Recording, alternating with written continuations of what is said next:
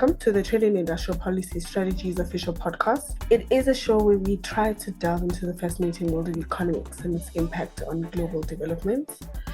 Today we're running just a special tips forum panel edition, and we're just discussing, the theme for this year's tips annual forum was small business, inclusive growth and industrial policy in South Africa, aimed at driving industrialization by unlocking the small business sector. I'll let you introduce yourself to our listeners. Thank you. So my background is in art, and my early education was in fine arts. And after university, I went on to work in the retail sector as a creative. And after many years in the retail sector, I became ill and then started volunteering people living with disabilities. And then after a few years of doing that, I realized that there was something missing in my life, and that was my creative journey. And in 2016, I started, painting and getting back onto my own personal creative journey, but felt at the same time now there was something missing, and that was my community engagement. So this really has been a journey of trying to bring the things that I'm passionate about together, and that's creativity as well as community.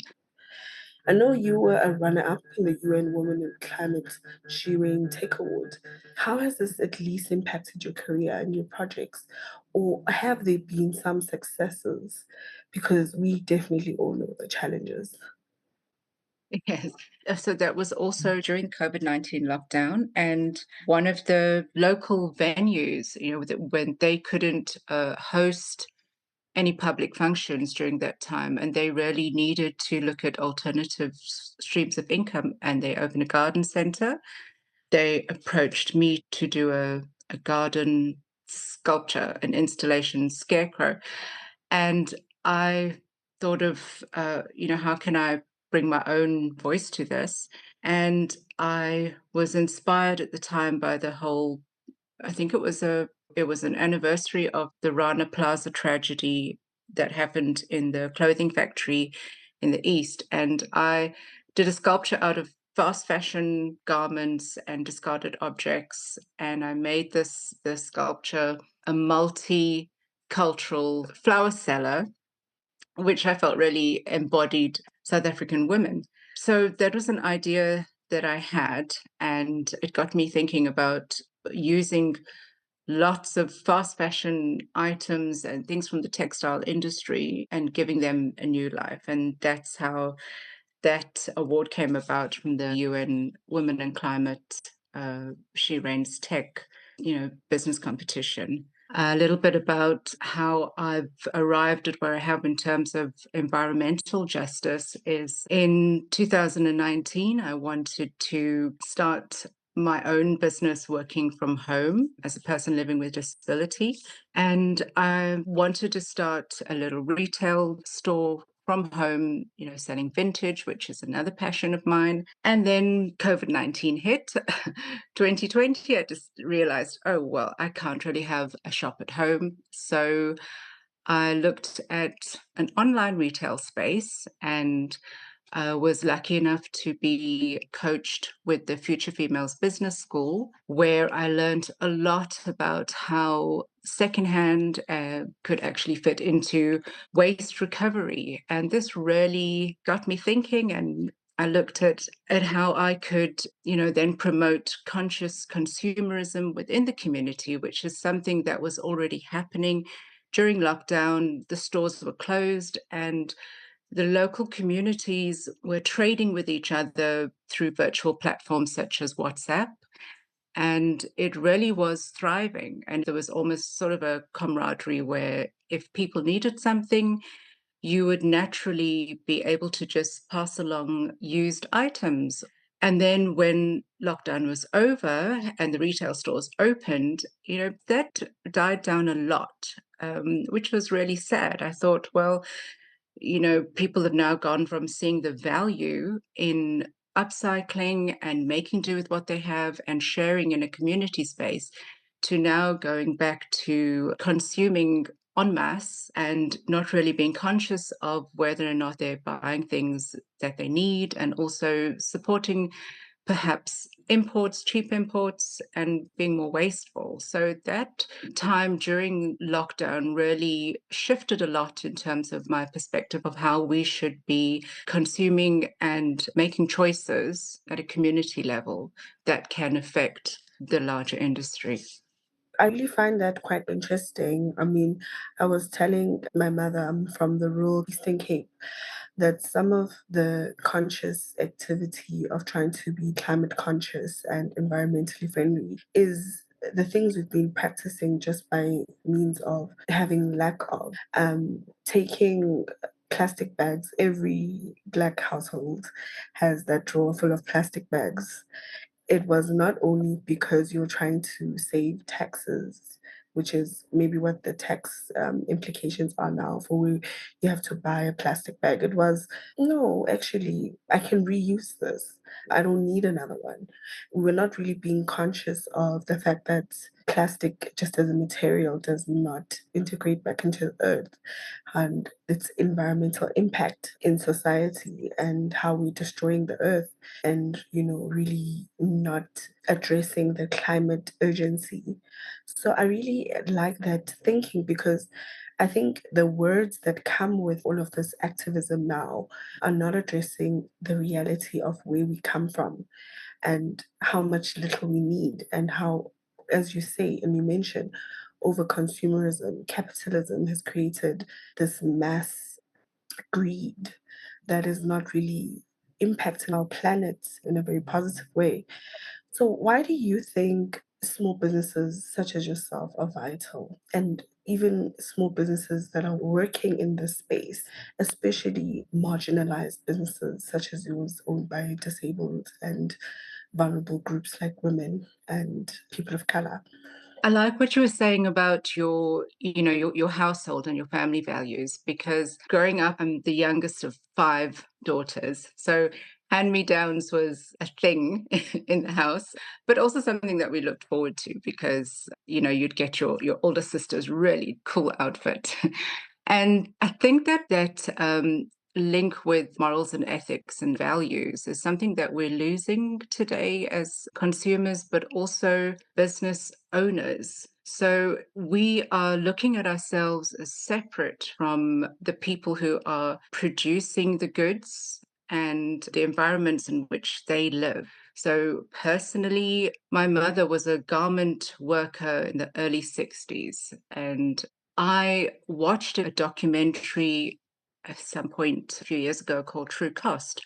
And it was about the really poor conditions that the textile industry workers live and work in, and what the women are subjected to in, countries across the other side of the world. And we in this country, we have become so desensitized to how we fit into the things in a global scheme that we think, oh, we have certain labor regulations here, so we're safe, but we're part of an ecosystem. So to be free in one country while people are not free in another country producing the clothes that we are importing and wearing, we become very detached from the reality of what it means to be marginalized.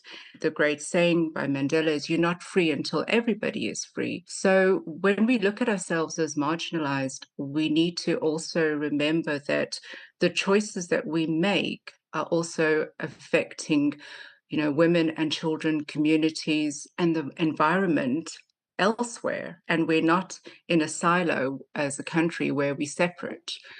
I definitely hear how the linkages are quite important. What do you think are some of the barriers that you've spoken about?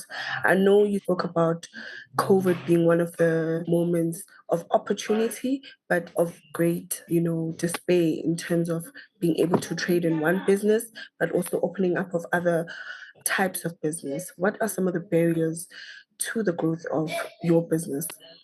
So, as I mentioned, the trading in vintage and secondhand, that died down a lot during 2022-23, and where I live in Durban, we had certain things that affected us, and one of them was the unrest that happened in 2021. And what this did was it flooded the secondhand trade with newly acquired items. And the following year, we had the floods. And during the floods, what we saw was a huge amount of disruption and waste streams and infrastructure issues. And what also happened, for me, what I had seen was all of this waste. And you think, where is all of this waste going? How is it being processed? And then as a creative, I thought, well, is there a way that we can actually bring this together? Bring the secondhand market, bring waste recovery, bring the community together, and also do this in a more critical and creative way. And that's where I am, at the moment with what I'm trying to do this year. The barriers that I've had, often with people who want to start things out of passion in this green space and, in the green economy, it is difficult to gain that momentum because you're up against something that is so readily available and marketed in terms of cheap imports, in terms of illegal dumping that happens here, illegal flooding of secondhand items, or even of art that is not really ethically dumped in the space as well, if you understand what I'm trying to say. It's people who are passionate and working on the ground to build something and to build something sustainable. I do feel they're not getting the support. These are also women and people with disabilities and young entrepreneurs that are doing something. They're taking a more difficult path. And I do feel that they're the ones that need the support that is available. When you look at some of the countries overseas, they're getting a lot more education, whereas in this country there's still so many gaps. Personally, with the projects that I've been involved with, I look for information on how to ethically refurbish discarded materials, and there's very little in terms of what's available to us in South Africa in terms of products or training or skills workshops. Whereas if you look at some of the Scandinavian countries who are at the forefront of upcycling and being zero waste communities, it's more about a mindset, but also instilling in the communities that this is the way we need to do things now. And I like the point that you say that this is the new world. We have to green our economies. But how do you think, governments, businesses, I mean, small businesses, definitely South Africa has a shortage of that. And they've got very few opportunities because of the structural issues that South Africa has to start a small startup. But what I think you're doing is you're even trying to be resourceful and to use what is already existing and not create added climate, emissions. So how do we navigate the space of trying to industrialize Africa, trying to grow, trying to be big economies, trying to be economies with industry, while at the same time saying there's things that are existing, and being eco-conscious consumers? Because the question is, if we are to change all economies, it's not just the small businesses that need to be a part of that. It's the big businesses who might not even have an imperative to change because their profit margins would start to change if the source of energy has to change or the way that they mass produce has to change. Instinctively, it already creates a core business proposition for them. So, how do we navigate that fine line of growing small businesses who are thinking of greening our economy while, you know, also trying to make Africa better and shinier and industrialize and create more jobs? So, with policymakers and with the government, if they put something in place, and it can be the smallest thing, like we may not think that the bag that we carried to the shop or the bag that we get at the shop to carry our groceries in would make such a big impact. 20 years ago, we wouldn't have thought that. But that was forcibly put into place. And now it's something that you think about every single time you go to the shop. So I think you have to start somewhere. Do we though? Do we though? Like, let's be honest. I try to, but I still seem You to still end up forget. with this mountain of bags.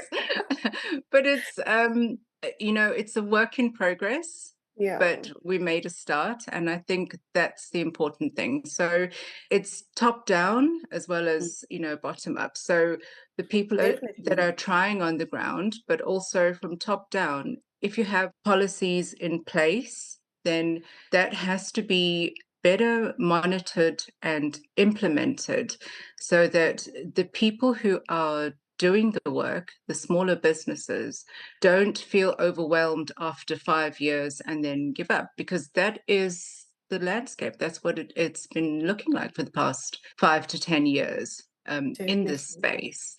And I mean, as economists, so the body of work that TIPS does is in researching, the nature of this demand, whether or not, the government interventions and the policies, the tariffs, like the example you just gave of the plastic tariff, like we have the Just Transition team on the Just SA project that we manage, and a lot of the green team always tries to locate, at the government level, how they can start to green the immediate economies by showing them, some of the research, the key research around how, because of the tariffs on plastics, there was a significant spike or drop in the consuming of plastic bags, and also some of the light bulbs and how, the eco-friendly light bulbs, there was quite a spike once there were tariffs input by government. But how does small business, or government policies really work with small businesses, because you still need to grow? Yes. So I can only give you, Lived from experience. I've experienced. Yeah. So, when I was producing one of the pieces for the Tips Forum on access, and a lot of the things that entrepreneurs that are facing barriers spoke about was access to markets, access to finance, access to specific skills training, the gaps, so either technical or, whatever it might be for their specific business. And this word access, it really is a journey in the beginning. It's a maze, and then it's an obstacle course. And we have to start asking ourselves, but why? Why is it that way? Why is it that, I mean, personally, if you have a disability, if you're in a wheelchair and every single building has stairs, it's as basic as that. You now already at a disadvantage. So, I'm giving you an example, but if you take this into each entrepreneur's journey, if you take it, beyond the symbolism of access that I've given Mhm. you. So we've got to look at what are the barriers to access. And if the same things keep coming up with each interview, listen to each of the interviews, and it was the same three things that were coming up with access. Obviously, it's those entities, those bodies that need to look at why is it that young startups, not only in terms of age, but also startup in their sector, why are they finding it so difficult when these are the people that are really doing the research, being innovative and putting in the hard work? Why are they giving up or having to drastically change direction, after 3 to 5 years of really putting in that work? Whereas you've got these skilled people with the experience that you should now say, okay, let's sit and let's have a look at what your issues were. Why do you have access to finance barrier? Could it be a language shortfall when you're applying for something? Could it be a technical shortfall? Could it be a compliance issue? And we need to look at, is it that you may be ticking 9 out of 10 boxes, but that one box, you're not ticking, but let's see how we can be flexible, because this startup, this entrepreneur that's really been trying for 3 years, how can we now look at another way to go in this maze? How can we help them on this journey? Because those are the people that are actually going to be pulling up everyone else that's 3 to 5 years behind them on this journey. I'd like to close the session and say thank you so much for bringing your art to create a meaningful difference. We really appreciate it. We will definitely be using your pieces in our office and explaining the backstory. But to our listeners, thank you so much for joining us. Remember, sustainable growth is not just a goal, but a path to a more resilient and prosperous future. Don't forget to subscribe, leave a review, connect with us on social media, and remember to follow our body of research on the TIPS website, www.tips.org.za, and interact with us on this podcast on Apple, Deezer, Spotify, and YouTube. Join us next time as we continue our exploration of policies that shape economies. Until then, I'm your host, Nanda Majinana, with our artist Vas, signing off.